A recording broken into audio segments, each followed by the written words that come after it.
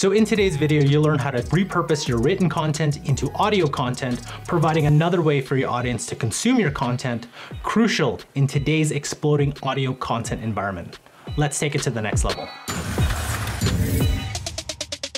Hi everyone, I'm Carl. Welcome to Next Level Video Marketing, a channel where you get the latest strategies and tips to help you achieve your marketing and business goals through video. Now remember, if this is your first time on this channel and you want to get the latest strategies to maximize the impact of your marketing videos, hit the subscription button below, hit the little notification bell so you don't miss anything. So today we're in part 2 of our 3-part series on audio content. Our first episode, we talked about tips and strategies on getting started with an audio content marketing program and a podcast show. In this episode, we're going to talk about turning your written content into audio content, incorporating it into your audio content marketing program. But first, let's recap on why audio content is important today. We're seeing growing consumption there for creation of audio content. We're seeing that with the rise of podcasts. Everyone I know is either getting started or has started or planning to get started with their own podcast, and you're probably seeing it as well. We're seeing the rise of social audio, including Clubhouse, Twitter Spaces. LinkedIn's gonna create a new feature in their platform, same with Facebook. So as we're moving away from the pandemic, there's gonna be a lot of Zoom fatigue. You know, people are gonna be tired of talking to people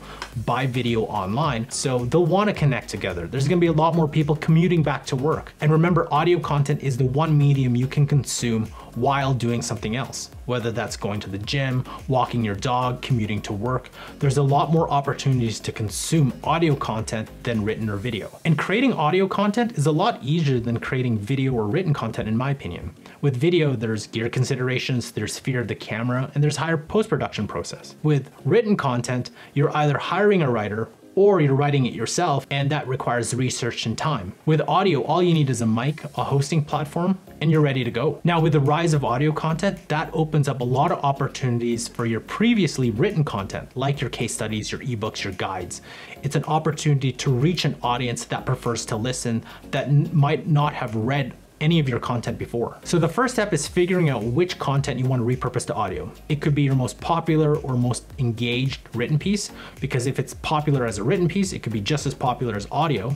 Or it could be a written piece that's not getting any traction, but if it's repurposed to audio, it could really resonate with your audience. But sometimes you don't know, so you may just have to repurpose several of them and see which sticks. So the next step is potential rewriting the content piece.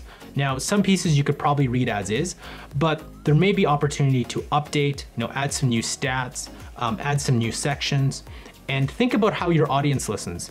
What pieces do you want them to listen to? Figure that out with each content piece that you are planning to repurpose. So one suggestion for you, if you have a professional writer on staff, see what they think of your current content and if it translates into a script, or head over to Fiverr or Upwork and hire a pro, see what they can do with your written content. Think about their suggestions. Do you need to change a lot of the sections?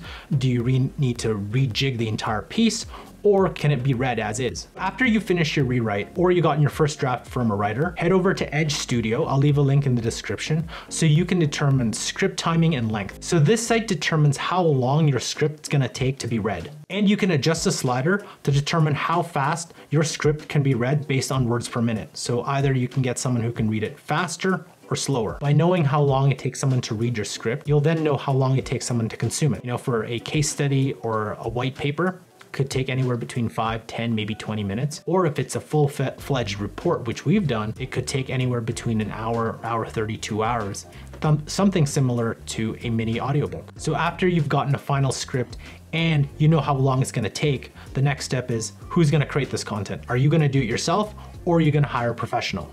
Now, if you're gonna do it yourself, there's gear considerations and there's acoustic considerations. With gear, you'll need obviously a great mic. I have an NTG4 Plus, as well as do you have a studio or do you have a room that has minimal reverb or echo? And if you want to decrease that, then you're gonna have to get something like acoustic foam, which you see behind me, acoustic paneling, maybe some carpet and so on. So what I'll do is if you plan to do it yourself, I'll leave a link in the description below on ways to treat your room with acoustic paneling or acoustic foam, as well as different types of mics that you want to consider if you're planning to do a lot more of these. You'll also have to think about audio editing software you'll need. Now, when I first started podcasting, I actually used a tool called Audacity. Now I use a tool called GarageBand because it automatically comes with my MacBook. But if you're a PC user or prefer Adobe, you can use Audition, There's also Auphonic. Now, if you're planning to hire a professional and it isn't as expensive as you think, and there's actually a lot of quality voices out there, there's a lot of platforms to do it. Upwork, Fiverr, Voices.com,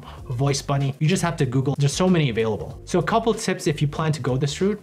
Number one is negotiate. Negotiate a full recording, but also negotiate a re-recording. I ran into this problem where we thought we had a final version of our script, had the voice talent actually record the entire script, but then we made so many changes within a weekend that we had to re-record. Now, luckily, this talent gave us 50% discount for the re-record, but I'm sure there's a lot of talent that would actually charge the full price. So make sure to negotiate that and make sure you have a final script, especially if there's a lot of people involved with it.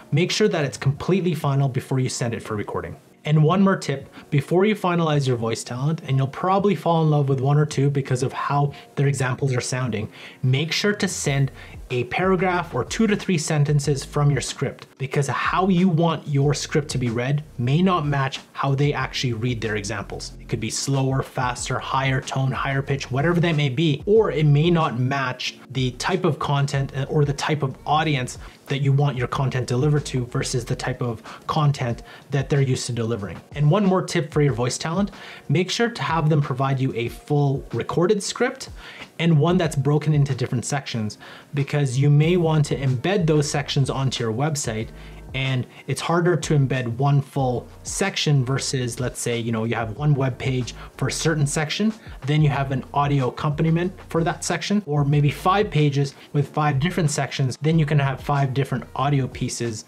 that can be embedded in each of those pages. So the next step is promotion, and I highly recommend breaking your audio content into micro audio or micro video pieces.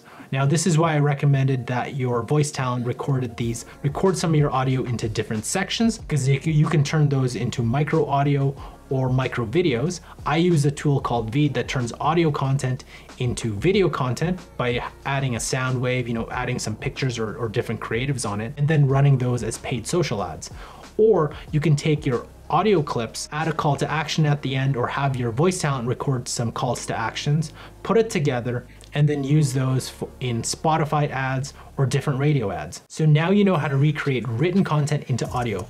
But what if you want to create an audio first case study, white paper, or even an audiobook? Well, you got to check out this video here as I show you how to do that in part 3 of our 3-part series on audio content, as well as this video on how to repurpose your videos into audio or a podcast. Thanks for watching, and we'll catch you in our next video.